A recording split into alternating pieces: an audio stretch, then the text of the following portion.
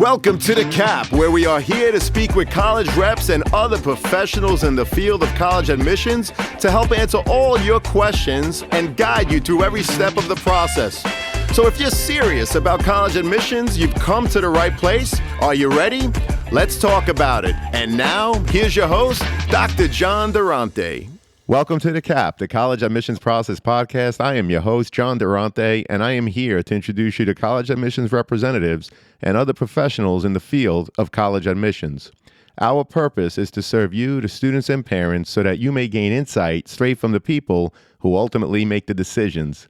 Regardless of whether you apply to a particular school being highlighted in a given episode, you should listen to all of them, as each guest will give you tremendous insight and advice on every aspect of the college admissions process, prompting you to come up with your own follow-up questions for when you visit campus or meet with a college admissions representative yourself. Don't forget to visit our website, www.collegeadmissionstalk.com, or the show notes of each episode to access the alphabetical list of all the colleges available with the related audio link to the right of each school. The alphabetical list provides you with on-demand access to all of the episodes so that you may listen whenever you wish. And if you want to receive links to episodes before they are released on the podcast, along with other related resources, please fill out the email opt-in form also available on our website and in the show notes of each episode. Lastly, please email me with any questions or comments at collegeadmissionstalk@gmail.com. So are you ready? Let's talk about it. Welcome to The Cap, the College Admissions Process Podcast. I am your host, John Durante, and it gives me great pleasure to introduce to you today AJ Howell-Williams, who's the Director of Transfer, Athletics, and International Admission at Santa Clara University. Now, we had Santa Clara on the podcast back on episode 66, where AJ's colleague, Becky Conowicz, was with us. But today, we welcome AJ. AJ, thank you so much for being here. How are you? Thanks, John. Thanks for having me. Doing good. Yeah, it's finally kind of cooled off a little bit out here in California for like a day. I think it's about to jump back up to 90, but we're good. That's awesome, man. That's awesome. It must be great to be in California, sunny California, and it's great to have you here again, AJ. So let's get right to it. Can you provide an overview of Santa Clara University's most distinctive academic programs and what makes them unique compared to similar programs at other institutions? Sure. Well, and this is one of those areas or one of those questions that we get where, I kind of tell folks, look, if a university has an English program, it's probably similar to another university's English program, right? That kind of thing.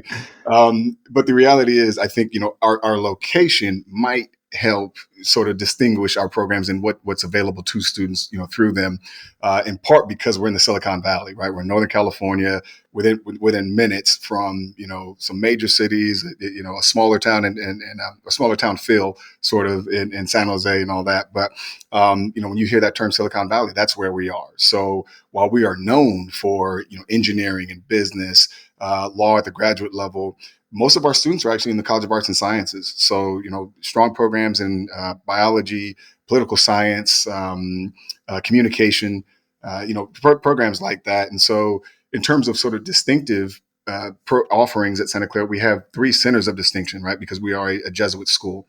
And so for folks who aren't aware, the Jesuits are, founded in a deep belief in social justice, doing for others, answering those larger societal, global questions and issues and things like that.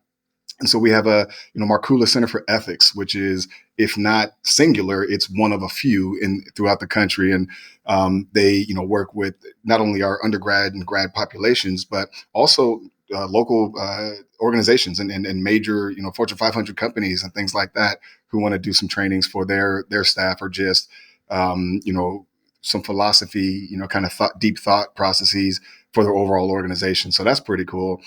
We literally kind of hot off the presses last week got a notice to the university of a new minor, responsible AI, right? So AI is a hot topic right now. And, again, we're kind of in the hotbed of places that are engineering and all that. And so that's interdisciplinary. I think 20 different professors and 8 different disciplines are going to be joining together to work on that. So that's pretty cool. That's definitely really cool. You're definitely on the cutting edge, located in Northern California, Silicon Valley, which I can only imagine the internships and opportunities for students, not only in your classrooms, but beyond. I Yeah. love that new minor, responsible AI, and I look forward to hearing a lot more about it. And I'm sure it's something that many colleges and universities, if they haven't already, are certainly going to follow Right. that lead. Now, what other opportunities for interdisciplinary studies and research are available for undergraduate students at Santa Clara? And how does the university integrate Jesuit values, which you mentioned, into its academic programs and, of course, that awesome campus life? Yeah, well, in terms of the interdisciplinary piece, one thing I think that's important to sort of understand is that we're a medium-sized school, right? So we're split up at the undergrad level into three colleges: arts and sciences, business school, and then engineering. And at the graduate level, we only have six graduate programs, and so we're majority undergrads. We're about 6,000 undergrad, 3,000 grad. So the focus here is undergrad centric, and so we're also on the quarter system, right? And so I think the size and speed of things here allows students to take a lot of different classes, right? Not only courses for your core, the major, the basics that everybody has to take, but also for a major, a minor, a second major, a minor. So we're the kind of institution where a lot of students are able to double major, major and minor, and really kind of combine any interests that they have. And so, if you're in the business school or engineering, a lot easier to work with arts and sciences for a second major or minor or multiple, right? I've heard the most I've ever heard a student take on during my 18 years here, three majors and three minors, right? So Wow. that flexibility is there, and so students definitely take advantage of that. And there's a pretty cool correlation between engineers and musicians, right? For whatever reason, and so we see a lot of students who do engineering and music and that kind of thing, or folks who just want to try their hand at being in a theater production, right? That's pretty cool. But they're business majors, so yeah, the ability to sort of cross pollinate academically is definitely there. Um, you mentioned location. Yep. And Yeah, also the Jesuit education, the yeah, Jesuit Jesuit. philosophy. Yeah, for sure. And so, again, a part of sort of being where we are, which is the tech mecca for the world, if you will, and one of the more innovative and dynamic regions in the world, is that we have a lot that goes on around us, and a lot that happens at a fast pace. And I think the Jesuits really kind of is the foundation of the education is not just we want you to be a great management major in the business school, but think ethically about how you would approach these principles. And yeah, that decision looks good for the bottom line of the company, but what does it really have does it have an impact for the local community, for the greater society, that kind of thing? So those kind of larger questions, no one really has the answer to, but Hmm. I value the fact that the Jesuits are grounded in an approach that makes folks contemplate that and think about those things, right? Well, I love that. You have that Jesuit philosophy that makes you really look deep into those ethics that you mentioned. You also talk about the fact that you're a medium sized school with three schools, by the way, one in arts and science, your business school, and of course, engineering. You encourage that interdisciplinary study with your double majors or perhaps a major minor. You talk about the engineers who are also musicians. It really sounds like you have something for everybody on your campus. And speaking of which, your retention rate is an astonishing 93%, which is absolutely terrific, well above the national average, which is about 70%. So, AJ, what are some unique aspects of campus life at Santa Clara? And perhaps can you share some of your more popular extracurricular opportunities that keep students wanting to come back after that freshman year? Yeah, yeah. Great question. So, one, I think, again, it's California. So folks are drawn to this area, to this region for a few reasons, right? Weather not being the least of which. And I think it's also important to know that we're a national school. So we get folks literally coming from all over the country. The Bay Area, just like I always kind of tell folks, the Bay Area, just like Southern California and New York and parts of the East Coast, one of the more diverse and mingling areas of the country. So as a university, we try to reflect that. And so, it's a happy place. Folks enjoy themselves when Hmm. they're here. If you visit during the school year, you're going to see students who like each other, who smile when they see each other. Our tour guides are constantly getting harassed on the tour because they're running into folks that they know and all of that. So I think one, just sort of the what one of the phrases that folks use around here, California casual, right? It's the academics, the pace of them being on the quarter system, it's going to keep you engaged, right? As where, on a semester system, you might take 8 classes in an academic year. In the quarter system, you take 12 in the same Mm. amount of time, but at a quicker timetable. So academically, you got to be on top of things, right?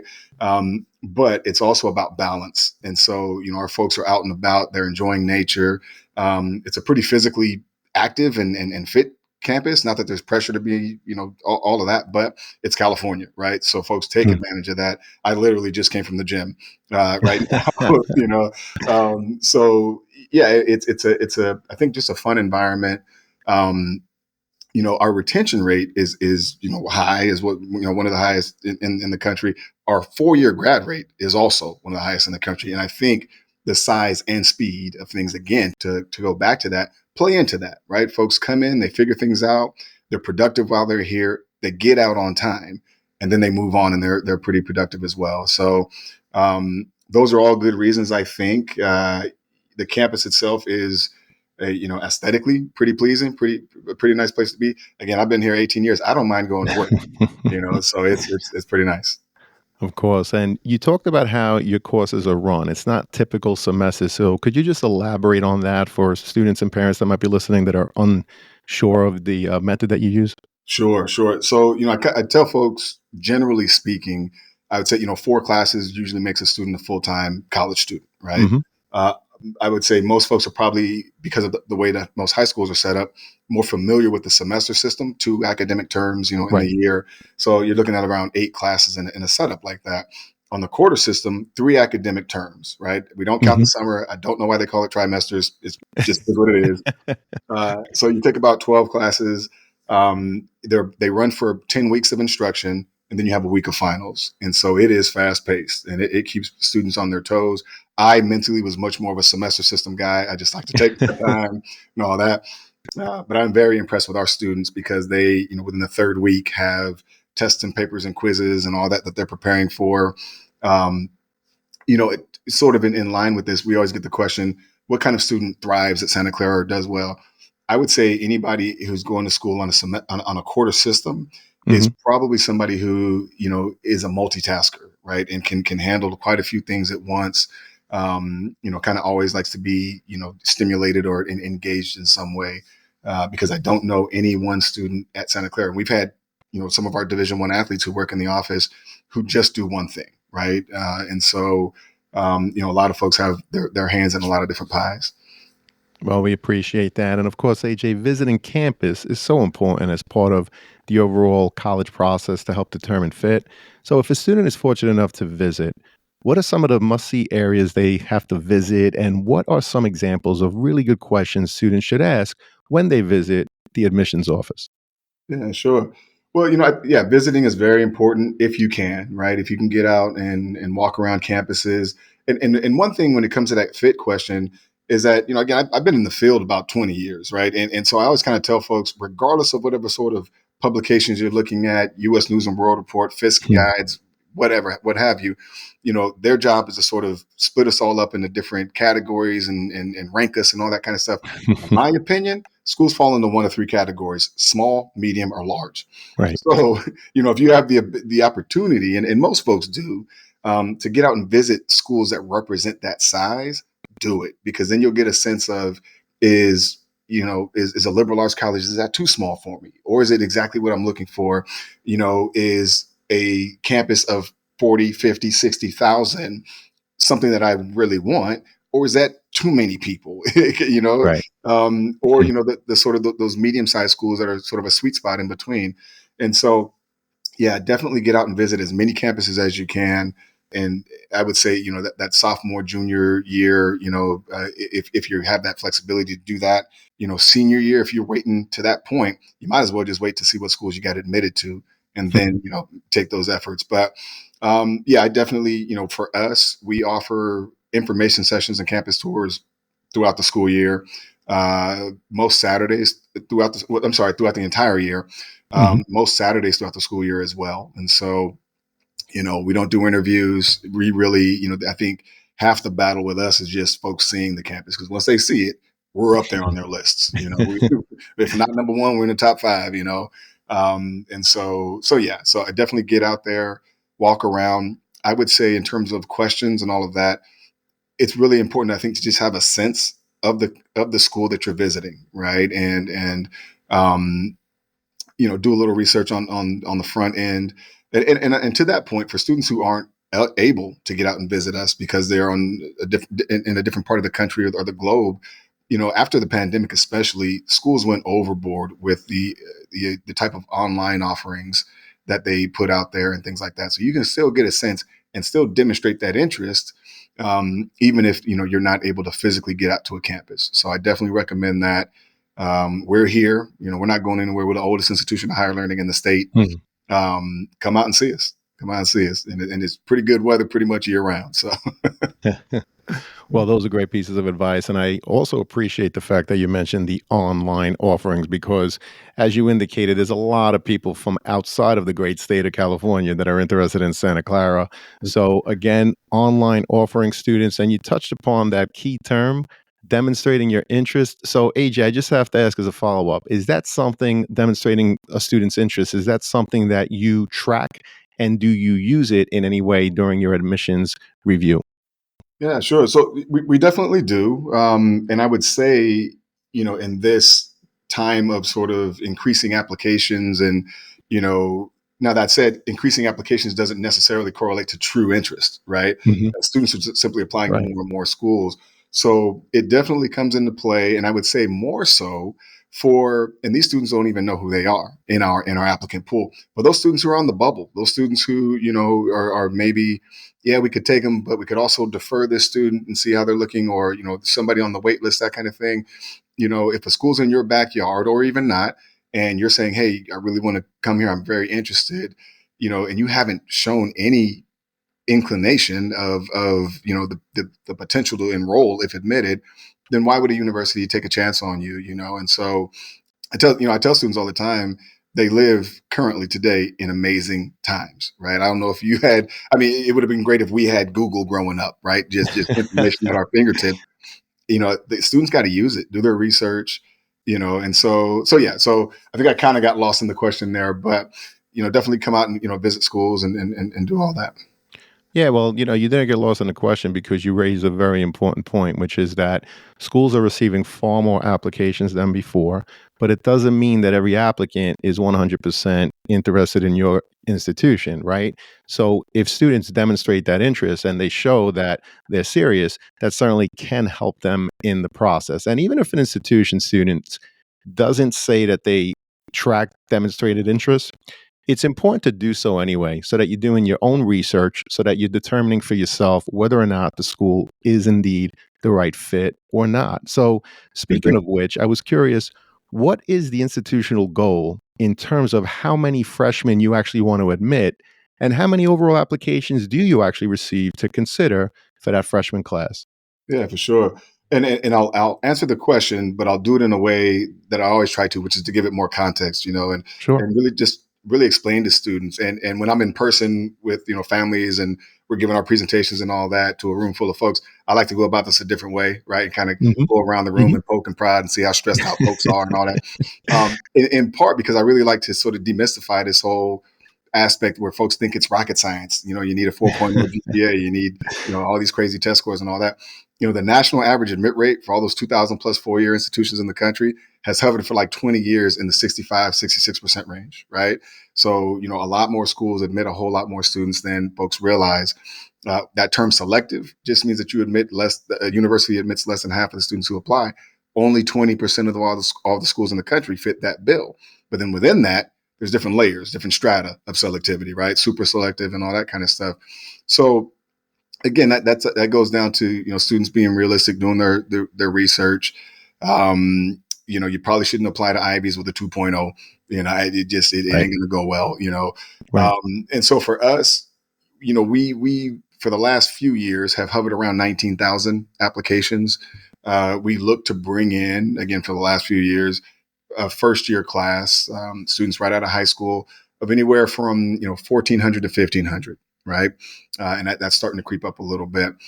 We'll also bring in around 200 to 300 transfers annually, and so And so, for us, we are one of those schools that's technically selective, but our admit rate is usually in the sort of mid 40s, upper 40s, right?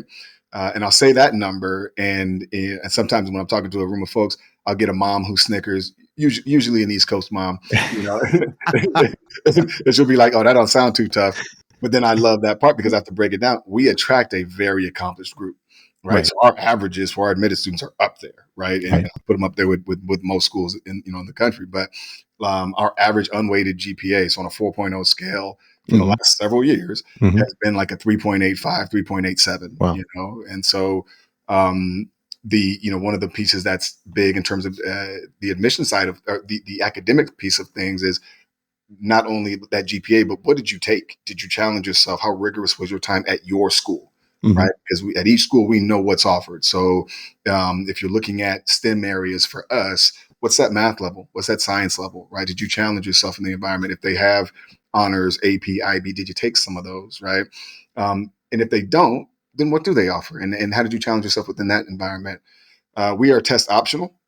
And truly test optional. So we'll consider students the same for admission for any type of funding, regardless of whether or not they submit a test score, SAT or ACT. But if they do, it's treated as additional information, right? Just more context. But I always do like to let folks know what our averages are for our admitted students because they're pretty much the same as when we did require them.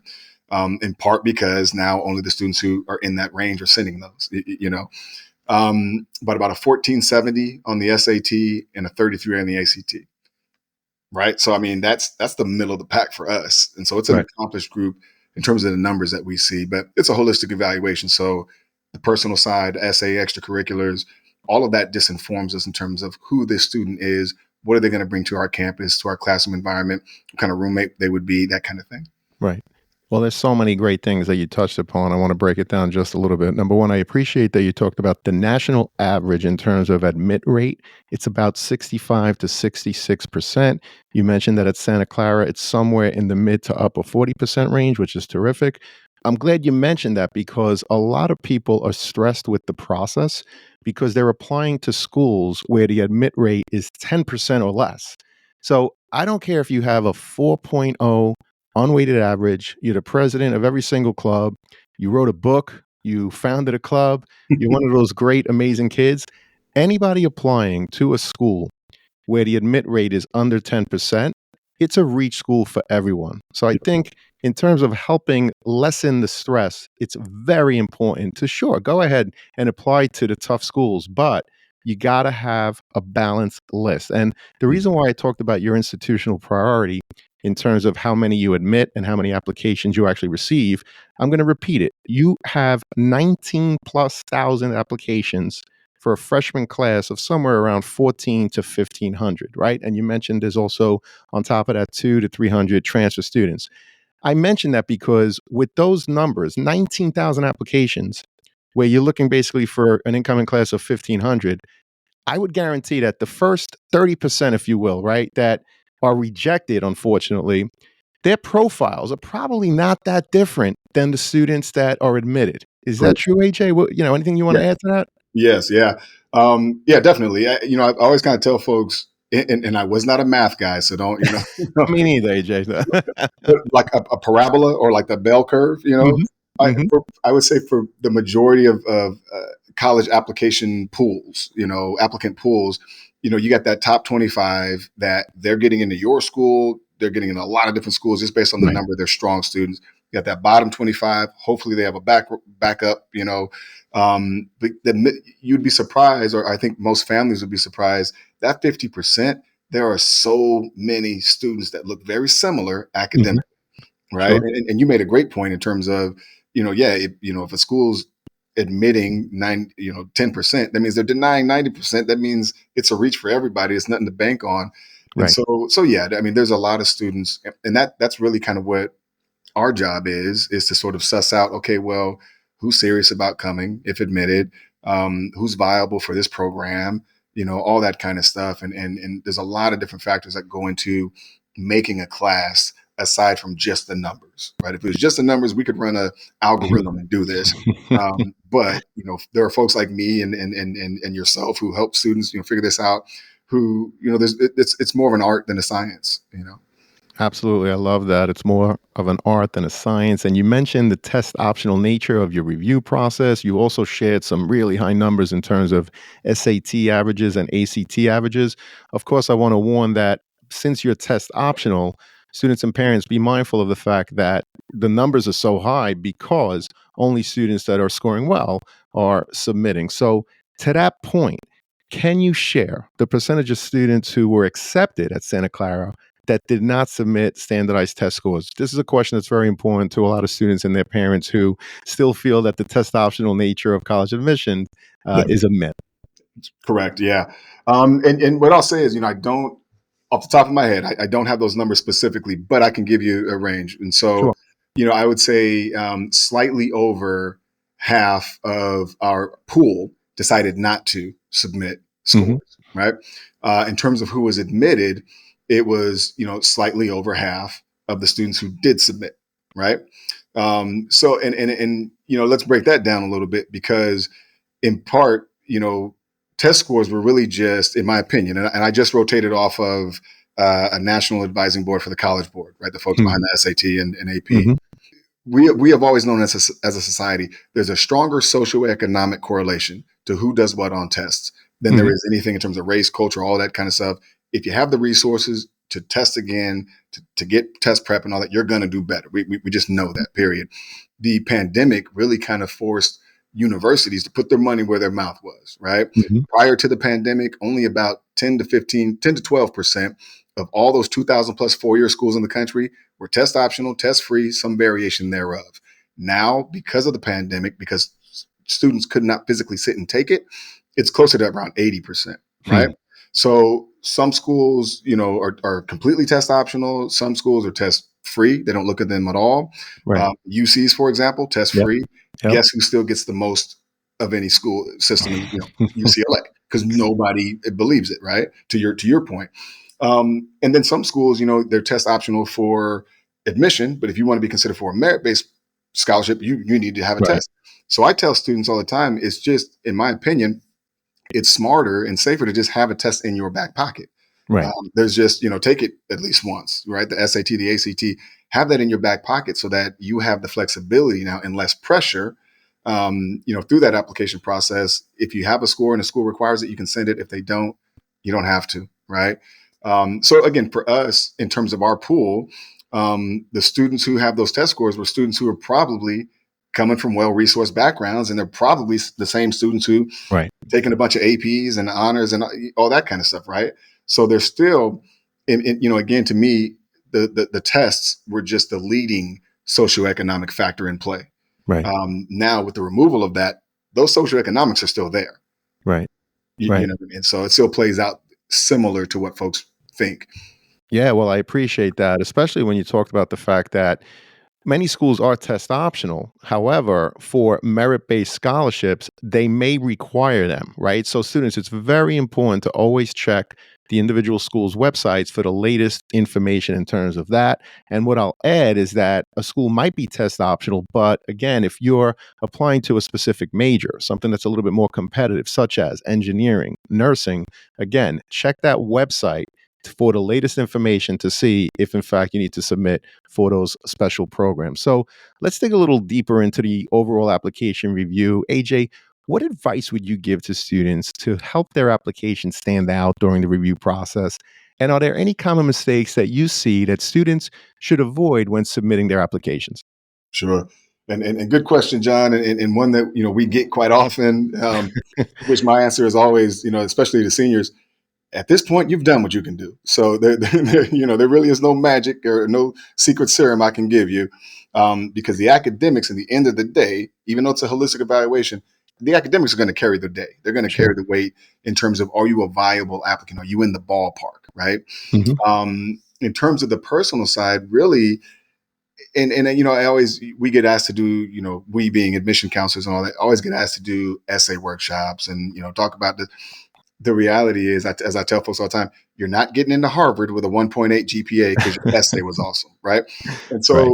so again, the essay really just, it gives us flavor into who you are. We're a Common App school. The Common App has 6 different prompts.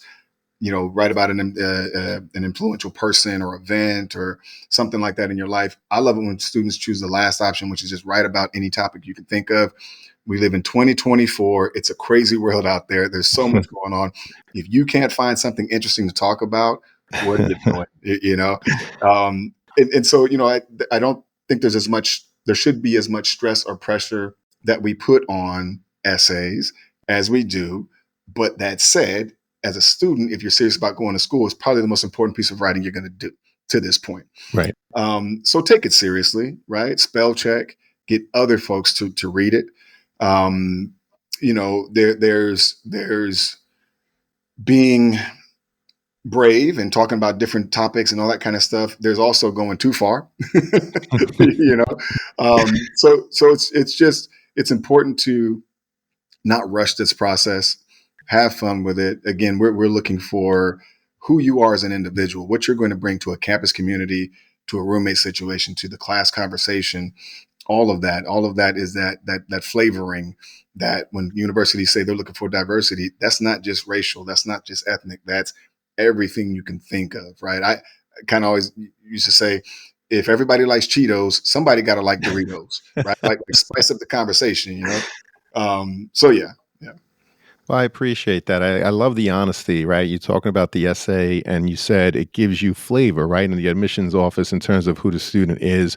But at the end of the day, the number one thing that you're looking at are those academics, right? Because you're looking at the transcript, and correct me if I'm wrong, AJ, you want to make sure that if you admit a student, he or she can handle the work once they're on your campus. Right. And so they need to demonstrate that they're able to do it based on what they did over 4 years, the ramps that they built, what was available to them, what courses did they select, how did they do in those courses, again, so that you as an admissions professional could review that transcript and determine whether or not that youngster could handle the work once they're at Santa Clara. So speaking of the transcript, AJ, do you use the student's high school GPA as indicated on that transcript, or do you recalculate the GPA using your own metrics? And if so, what do you look at from a student's academic record, and how do you evaluate them? Sure. Yeah. So it's important to remember, especially when you're talking about, national schools, regional schools, that kind of thing, is that if it's a national school, they receive applications from all over the country, all over the globe, that kind of thing. So we receive applications from upwards of 3,000 high schools, right? Domestically, internationally, all of that. And so we have to recalculate most GPAs. In the state of California, most public schools will have an unweighted GPA on their transcript, but even that can be a little tricky, right? Sometimes Sure. it's only academic or something. And I'll say also, generally speaking, most private institutions are going to look at your high school career from ninth grade through 12th grade. Right. Here in California, the public systems, the UCs and CSUs, they're starting to calculate a GPA at sophomore year up. So, what I tell students is that the minute you step in onto a high school campus, it matters what you do. In part because if you're not a strong student freshman year, you're not going to all of a sudden turn it around or turn it on sophomore year. So we look at the grade trend freshman through. We also look at, again, how rigorous a student's time was. So does that start to ramp up? At most schools, if they offer honors, AP, that kind of thing, your first and second year, generally speaking, you're going to have access to sort of honors courses, that build you up to that, or pre-IB and that kind of stuff that builds you up to, the access there. So you want to see a progressive trend of challenge. Senior year matters. Don't take senior year off, right? In terms of either the kind of courses you take or how you perform, and so we look at all of that. I will say in terms of trends, students usually are there's only really kind of 3 ways you can go. Students are either going to be consistently strong or on an upward trend, or if there was a dip somewhere, hopefully that student, rebounds, right? But universities always want to see a student, if they're not on a consistently, strong, if they haven't consistently always just been a strong student, on an upward trend. You never want to catch somebody on a downward trend because, to your point earlier, we want to feel confident that the individual is in a good place, academically, mentally, socially, whatever, to come in and be successful on your campus, right? And that's in the classroom, that's outside the classroom, all of that. And that just kind of leads me to sort of like mental health concerns and everything that, learning differences and all of that, which is a growing, phenomenon on all campuses and in society in general. That's, life happens. But again, we need to feel confident that a student is in a good space to come into our campus and be successful. I tell students all the time, if you're not a genius going into college, you're not going to be a genius coming out. In my opinion, college is much more than just that piece of paper at the end or the grades that you get, the classes you took. It's an experience. It's an experience. You're going to meet people, new people, do new things, go new places, have all these experiences, question yourself, be challenged, all of that. It's an experience that I think most folks, who go through it are better for, after having gone through it. And so again, given that, we have to feel confident that any individual can come in and be successful. Well, we appreciate that. And, I have to mention there's over 4,000 colleges and universities in the United States alone. There's definitely students, multiple schools for you, but not every school is necessarily for you. So, do your research, look at the academics, look at the social aspect, look at the graduation rates, the retention rates to find that fit for you. And I also appreciate how you talked about your holistic review when looking at the transcript. And it is clear that you guys are really mindful of making sure that you're selecting the right students that are not only going to be successful on your campus, but thrive. And that, of course, what makes up this great Santa Clara community, again, with your 93% retention rate and also your very high graduation rate. Now, I know we touched upon the personal essay earlier, but I just want to unpackage it a little bit more. AJ, can you share an example of an essay that really stuck with you? And what advice, and I know you gave some already, but what other advice would you give students in terms of what to avoid when working on their essays? Sure. So one that, and by the way, every year I've been doing this, I've saved great essays, right? Just for my own personal, this kid knocked it out the park. This was awesome. If I ever do a essay workshop, sometimes I'll share that, redacting information, obviously. But one that really stands out was years ago. We're in an area where certain parts of town, any institution, everywhere, any city, there's different areas that have certain reputations and all that kind of stuff. I was reading an application from a student from an area around here, at least, that didn't have the best reputation, and we don't always. Most transcripts, I would say, don't have pictures on them, right? Mhm. This one did. And looking at it, I saw a young Hispanic male who looked, shaved head. And I was like, oh man, okay. All right. He looked like he could probably get into some stuff. And so, having that sort of mental picture already and then going into his essay, it was awesome because he said, people see me and I feel like an artifact in a museum. Wow. People see me and they stare at me like I'm behind, glass and all that, but they don't know there's so many layers to me. And I want to be I want to be an author. And it was just a beautifully, beautifully crafted essay that spoke to who he was in terms of sort of any preconceived notions you might have from seeing that picture of him, Sure. or knowing from where he's from, that kind of thing. It was beautiful and I loved it, and made a note to reach out to him, Mm. After the application process and just say, hey man, like I read your essay. It was awesome. I wish you the best. He ended up coming here. He went to, Awesome. he was an English major. Not sure what he's up to now, but I was very happy that it worked out for him. That was a good one. There was one a few years after that from a young man out in I think the DC area, Washington DC, who grew up in a predominantly right leaning family, if you will. Mhm. He didn't really agree with a lot of what was going on at the Thanksgiving dinner table and all that kind of stuff. But he talked about being respectful of the differing opinions in the household, and they were different from his values, but he could hear his folks out because they were family, and he could have, civil conversation with them. I think he might even, on the, sexuality spectrum, just Hmm. not really vibed with his family. And so, Hmm. that one was really cool, really powerful as well. So, yeah. So, I mean, there's students, always ask, what should we write about? What can I write about? You can write about anything as long as you Right. write about it well, Right. and we love that. We love when students are brave enough to put themselves out there and really kind of talk about what they're interested in, what makes them tick, that kind of thing. So my previous institution, University of Puget Sound, which is my alma mater, small school, right? So we would do much more of the sort of committee review and that kind of thing. And in that environment, we definitely, an essay and that personal piece, there was much more of that sort of, I'm going to fight for this student because of Hmm. this. In the nature of, and with the volume of applications that we see, there's really not too much of that.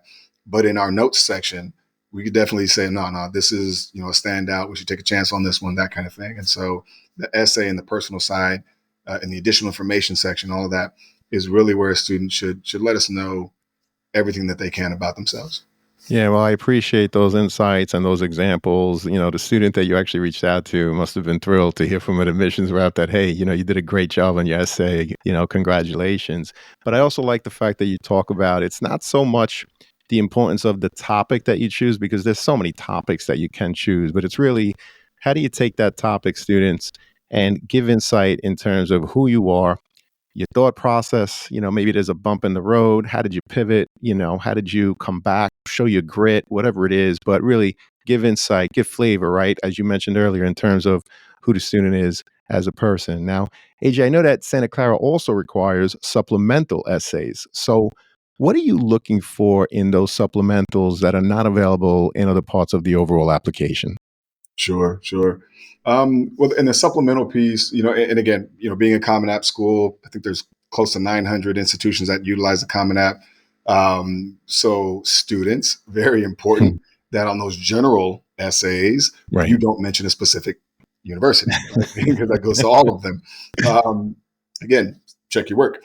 Uh, but in the supplementals, it's where universities will allow you to be more specific to why are you looking at this particular school, that kind Right. of thing. So I think our first question is, pretty standard. Although I will say after the SCOTUS decision, we, Right. like a lot of different schools, try to go about things a little bit differently and get to sort of who is this student that we're looking at. Because I'll back that up just to say that context, context. That's what this entire process on our end is about, trying to get context of who this individual is in the 17 to 20 pages of an application and with transcripts and all that kind of stuff. And so, ours, I really like, I think our second question, which essentially is, hey, we're a Jesuit institution, and the Jesuits, are founded in these sort of concepts of social justice, doing for others, that kind of thing. That's what we care about. What do you care about? How can you marry those two things in a Santa Clara experience and go out and make a difference in the world, right? And so, John, read some of the um, most awesome responses that have literally touched on essays and topics that touch on everything under the sun, right? And Mhm. no topic is taboo in that sense. Students really feel brave and empowered, by that, and I love it. And so that's been great. And I do want to, because I mentioned it with the Supreme Court decision and all that, Sure. when that happened, we went on the offensive. Universities in general, I think, went on the offensive that could or that felt comfortable to do that, and going out and telling students, no, you can still tell us who you are, Right. right? Right. The whole checkbox notion that's the case centered on universities weren't admitting and admitting Black and brown students because they were simply Black and brown, or denying Asian students because they're Asian. That was just one piece of the entire complex context that we were trying to gain. So with that part of it being gone now legally, you can't look at that piece. The loophole is that you can still tell us who you are. You can still give us a narrative of what your experience has been. And so we really try to go out there and just tell students, let us know who you are. And everybody has, right? And so I think the word is out there. But again, if you don't know that you can do that and you don't tell us who you are, we can't guess. Yeah, with the supplemental pieces, one, students shouldn't freak out about those because they're not essays, they're not that long, but they're a great opportunity for you to tell a university, this is why I'm looking at you in particular. I've done my research. I'm looking forward to some of the experiences that you offer, but also here are my bigger plans. Right, here's what I want to do after you, and here's why you would be lucky to have me because this is what I plan to do. Right, that kind of thing. So yeah, have some fun with that. Well, I appreciate that answer. You talk about, of course, the supplementals are more specific as to why a student, for example, would want to attend Santa Clara. You want to know who the individual is, but did they demonstrate their understanding of your institution? And it goes back to what I was saying earlier in terms of demonstrating your interest, doing your research. So, for example, you mentioned if a student is able to look at your mission statement, right, which is something that is very near and dear to the institution. You have the Jesuit philosophy.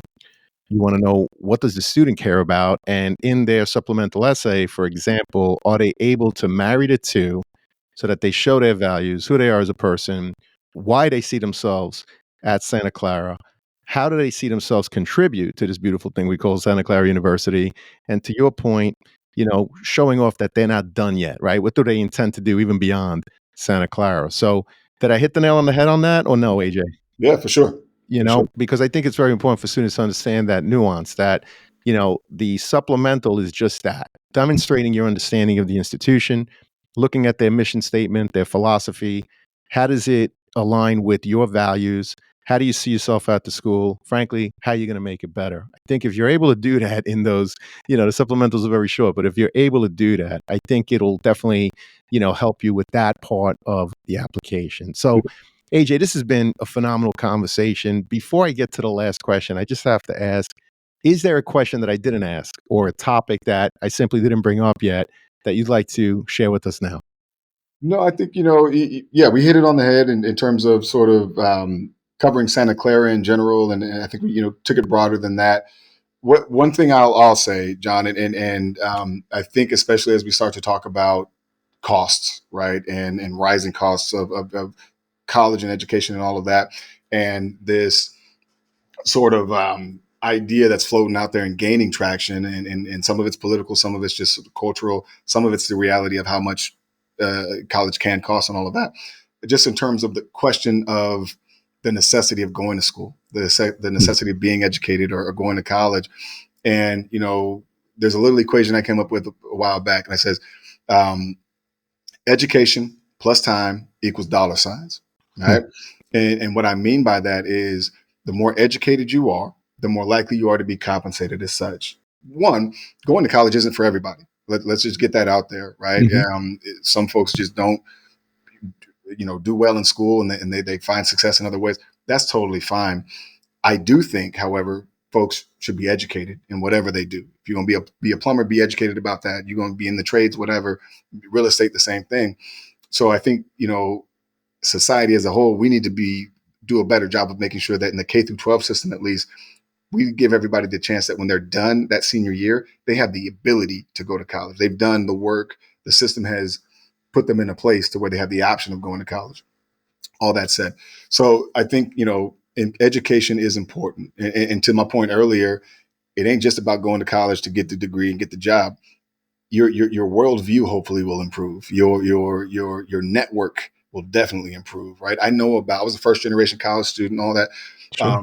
I know about occupations that exist now that I had no clue existed, right? Right. My network is 10 times what it could have been because I went to college, right? And so yeah, I just want to leave folks with that to anybody who's questioning if I should even go. Yeah, you should. Yeah, you should for a lot of different reasons, but be smart about how you do it. Be smart about the loan that you take on.